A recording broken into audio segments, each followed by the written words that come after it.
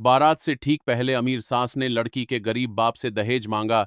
फिर दुल्हन ने जो किया, सबके होश उड़ गए। पैसों के लिए उसने दुल्हन के गरीब बाप की बेइज्जती की, शादी तोड़ने की धमकी दी और अपने बेटे को भी लड़की के खिलाफ भड़का दिया। लेकिन 5 मिनट बाद दुल्हन मंडप में आई और जो सच उसने सबके सामने बोल दिया, पूरा पंडाल दंग रह गया। अंत तक देखिए। तेरे बाप की औकात नहीं है हमारी बारात संभालने की। हमारी बारात संभालने की दहेज देना ही पड़ेगा। हमने तुम पर एहसान किया था रिश्ता करके, अब अपनी कीमत चुकाओ। पैसे नहीं दोगी तो ये शादी यहीं अभी खत्म। उस रात की शुरुआत 2 साल पहले हुई थी, जब एक छोटे गांव की लड़की अवनी 24 पहली बार शहर आई थी। मेहनती, शांत और अपने दम पर खड़ी होने का सपना लेकर। उसकी दुनिया छोटी थी। सुबह 6 बजे उठना, दफ्तर जाना, शाम को किराया भरना, रात को अपने बाप को खुश रखना। हर दिन एक जैसा, हर महीना एक जैसा, लेकिन हर रात सपने अलग। उसके बाप शंभू प्रसाद को उसकी बेटी की हर खुशी मायने रखती थी। गांव के चाय घर पर बैठे बैठे वह सोचता, अरे मेरी बेटी शहर में है, किताबें पढ़ रही है, आगे बढ़ रही है। और फिर उसकी जिंदगी में आया रोहन 27, एक अमीर परिवार का इकलौता बेटा। महंगी कार, महंगे कपड़े, महंगी जिंदगी, पर दिल में कोई सपना नहीं था, सिर्फ खालीपन था। उसने एक दिन अवनी को इंस्टाग्राम पर फॉलो किया। फिर एक डीएम आया, हाय, तुम्हें देखकर मेरा दिन बदल जाता है। अवनी को शक हुआ, पर रोहन की निडरता और उसकी बातें उसे आकर्षित करने लगीं। फिर कॉफी मिलन हुआ, फिर रोज की बातें, फिर 2 साल। और एक दिन रोहन ने कहा, मैंने मां को बता दिया है, वह तुमसे शादी के लिए राजी है। रोहन ने उसे भरोसा दिलाया था, मेरी मां पुरानी सोच की है, पर मैं तुम्हारे साथ हूं हमेशा, कोई फिक्र नहीं। अवनी ने उसे एक लाइन पर पूरा दिल रख दिया। 2 साल बीते, सपने बने, जिंदगी जुड़ने लगी। हर रोज नई बातें, हर रात नई योजनाएं। कहाँ रहेंगे, कैसे रहेंगे, क्या करेंगे। और एक दिन रोहन ने कहा, अवनी, शादी पक्की हो गई है। अगले महीने अवनी ने अपने बाप को फोन किया। शंभू की आवाज में खुशी का तूफान था। बेटा, तू ठीक है? तेरी शादी तय हो गई? हाँ पापा। और पापा, वह तुम्हें बहुत प्यार करेगा। मैंने उसे सब कुछ बताया है, तुम्हारे बारे में, तुम्हारी मेहनत के बारे में। शंभू ने रो दिए, खुशी के आंसू। उसकी बेटी को अच्छा घर मिल गया था। वह अपनी सारी कमाई निकाल लिया, शादी के कपड़े खरीदे, गहने खरीदे। पड़ोस में पूछा, अरे मेरी बेटी को शहर में अच्छा घर मिल गया, अब उसे क्या देना चाहिए? पड़ोसियों ने कहा, कुछ पैसे दे दो, कपड़े दे दो, ये परंपरा है। शंभू को खुशी थी, वह सब कुछ देने के लिए तैयार था। शादी की रात आ गई। एक भव्य पंडाल, झिलमिल करती रोशनियां, ढोल बज रहे थे, लाइटें चमक रही थीं, हर जगह खुशी थी। अवनी लाल साड़ी में, भारी गहनों से सजी, मेकअप में चमकती हुई, लेकिन उसके चेहरे पर एक बेचैनी थी, एक अधूरापन था। शंभू कोने में खड़े, नए कपड़ों में, पर अपने आप से अलग थलग। वह सब कुछ देख रहे थे, सब कुछ भूल भी रहे थे। और तभी अवनी के कमरे में एक दरवाजा खुला। अंदर आई सीमा देवी, गहनों से लदी, महंगी साड़ी पहने, चेहरे पर एक ठंडी अभिव्यक्ति। उसके पीछे रोहन के कुछ रिश्तेदार भी थे। सीमा देवी ने अवनी को देखा, जैसे कोई सामान देख रही हो, फिर सीधे उसके पास आई। अवनी सुनो, हम तुम्हारे साथ कुछ बातें करना चाहते हैं। अवनी का दिल तेजी से धड़कने लगा। जी माँ जी। सीमा देवी ने अपने गहनों को संभाला, फिर सीधे कहा, हमसे 15 लाख का दहेज तय हुआ था। रोहन ने तुम्हें नहीं बताया? अवनी का खून जम गया। 15 लाख? पर मुझे तो कुछ नहीं पता। सीमा देवी की मुस्कान भयानक थी। तुम्हारे गरीब बाप की औकात नहीं है हमारी बारात संभालने की। हम कोई साधारण घर नहीं हैं, हम एक नाम हैं, और नाम की कीमत होती है। हमने तुम पर एहसान किया था रिश्ता करके, एक गरीब की बेटी को हमारा बेटा देने का फैसला, और अब अपनी कीमत चुकाओ। पैसे नहीं दोगी तो ये शादी यहीं अभी खत्म। अवनी के पैरों के नीचे से जमीन खिसक गई। उसने कांपते हाथों से फोन उठाया, रोहन को कॉल किया। रोहन, रोहन सुन रहे हो? तुम्हारी मां 15 लाख का दहेज मांग रही है। तुम्हें पता था?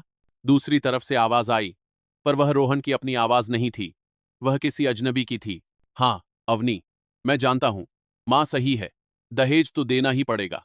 यह परंपरा है, जिस घर में तुम आओगी उसके हिसाब से चलना पड़ेगा। अवनी को विश्वास ही नहीं हुआ। तुमने कहा था कि मैं तुम्हारे साथ हूं, हमेशा तुमने कहा था कि सब कुछ ठीक होगा। ड्रामा मत करो अवनी, बस पैसे दे दो, नहीं तो मैं बारात वापस कर दूंगा। और हाँ, सब लोगों को बता दूंगा कि एक गरीब की बेटी ने अपना वादा तोड़ा। तुम्हारे पिता की इज्जत मिट्टी में मिल जाएगी। कॉल कट गया। अवनी के हाथ से फोन गिर गया। एक पल के लिए वह सब कुछ भूल गई। सब कुछ। वह अपने बाप के पास भागी। शंभू प्रसाद कोने में खड़े थे।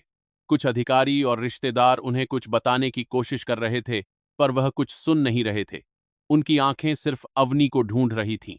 अवनी दौड़कर आई। उसकी साड़ी का घूंघट उड़ गया। उसके गहने खड़खड़ाने लगे।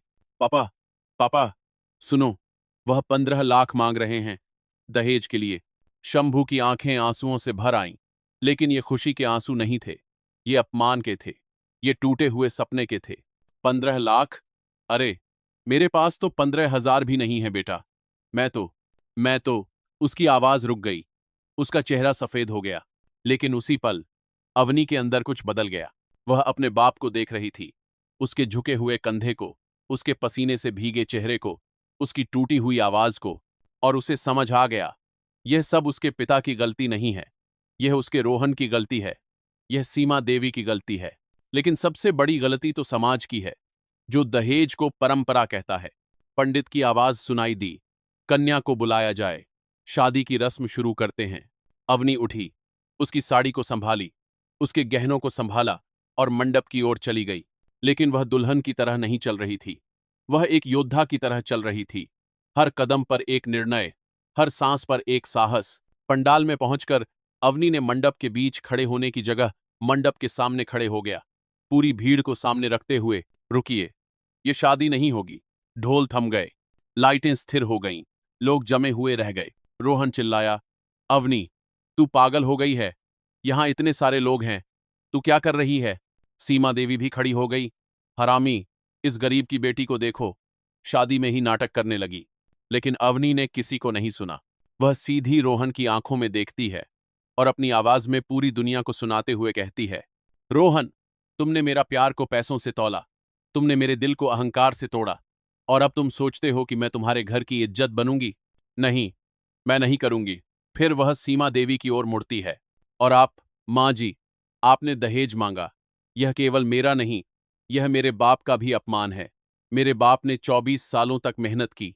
उन्होंने मुझे शिक्षा दी, आत्मनिर्भर बनाया, और आप उन्हें औकात से परे बताते हैं? नहीं, यह स्वीकार नहीं है। और फिर अवनी ने अपना फोन निकाला। सब लोगों के सामने उसकी उंगली 110 पर दबी। हर कोई समझ गया कि वह क्या करने वाली है। हेलो, हाँ, यह पुलिस है। मैं अवनी बोल रही हूं। मुझे दहेज मांगा जा रहा है। भारतीय दंड संहिता की धारा 3 और 4 के तहत।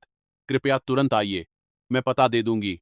फोन रखते ही पूरे पंडाल में एक अलग ही खामोशी छा गई। सीमा देवी चिल्लाई। रोहन गुस्से में पागल हो गया।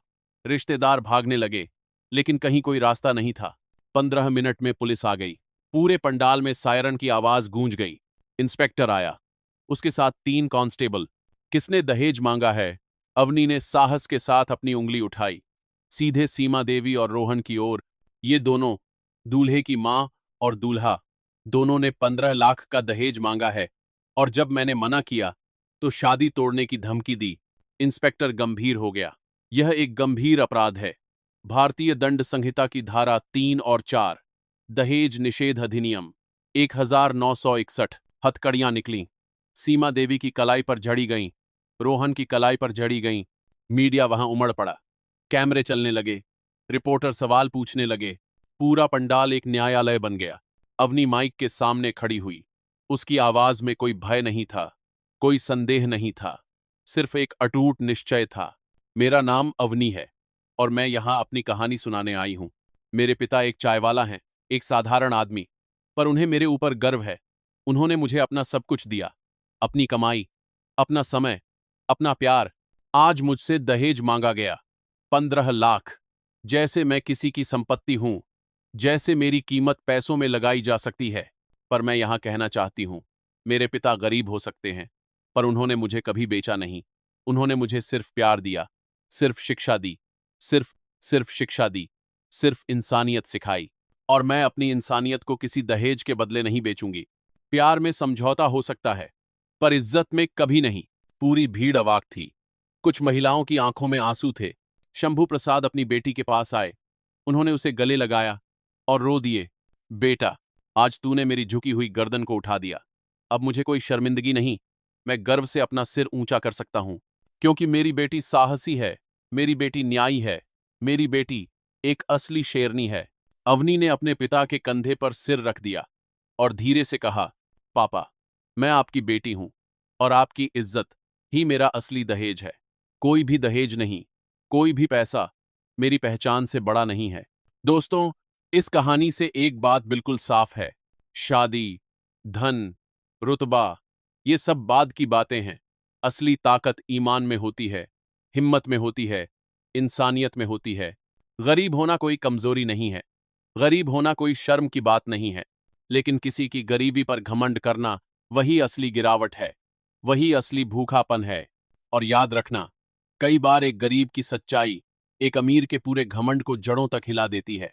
अगर कहानी अच्छी लगी हो तो लाइक करो, चैनल को सब्सक्राइब करो और कमेंट में लिखो, इंसानियत सबसे बड़ी दौलत है।